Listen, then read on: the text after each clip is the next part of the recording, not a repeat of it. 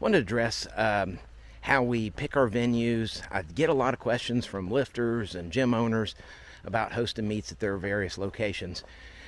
And we're always interested in looking at new locations and doing what we can to adjust the schedule. Unfortunately, a lot of our meets, fortunately or unfortunately, a lot of our meets are kind of set in stone. So, for example, like Odin's, everybody knows that's going to be the end of March. Somewhere a little bit before that is typically the Mid-Atlantic Classic in Maryland, and the bar fight in West Virginia has been around for 12 years. And, we've got some staple meets that we just do year in, year out. On my schedule is I typically attend about 30 to 33 meets a year. So out of 52 weekends, doesn't leave a lot for holidays or weekends off or anything. But, I love the schedule. I love what I do.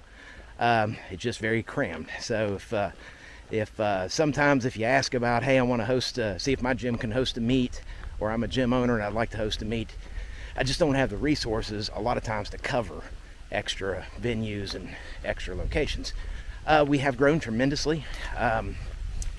So as far as our meet directors, when we first started out 3 years ago, it was really me and Cody Robbins. Cody out of Indiana joined me pretty quickly once we got going, and he and I were the two meet directors for a bit.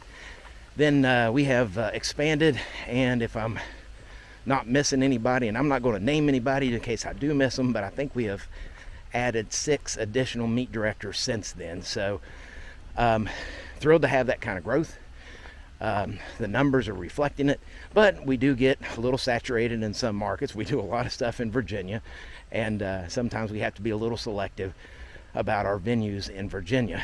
The great growth in California, but again, we try not to do too much in one area so we don't hurt our numbers.